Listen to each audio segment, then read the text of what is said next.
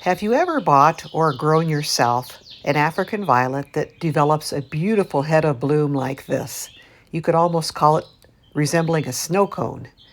And the blooms are so thick and so profuse over the top of the plant that they actually block the light out from the crown of the plant. If you leave your violet like this for extended periods of time, say for a month or for 2 months or 3 months. I've had some that bloom just continuously. They love to bloom.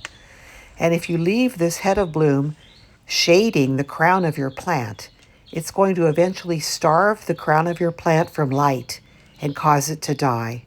I actually had that happen before.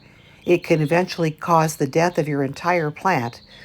So it's not a good system. It's not a good way to be. It's very pretty. It looks very nice. We love how it looks. But we want to make this plant a little lighter and a little airier so that it's healthy. We want to make sure that the crown of the plant has plenty of light reaching it so it can continue to photosynthesize, continue to grow, and we don't want to have the crown die out. If the crown dies out, sometimes it'll come back from suckers on the side.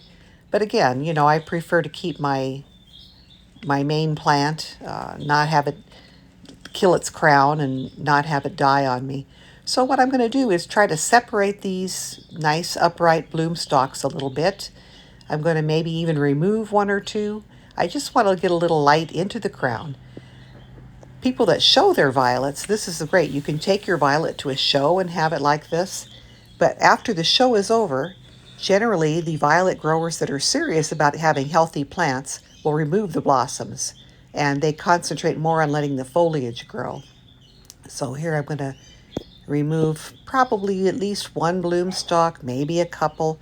I don't have the heart to remove them all because I love my blossoms so much. They're so sparkly and beautiful. But let's remove that one.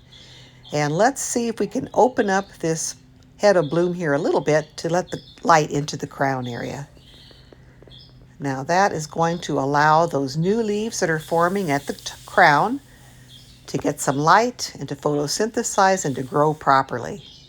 So if you ever have a plant with a head of bloom like this, you want to keep that in mind because you don't want to have the shadow from all the blooms actually harm your plant by depriving it of the light that it needs to survive.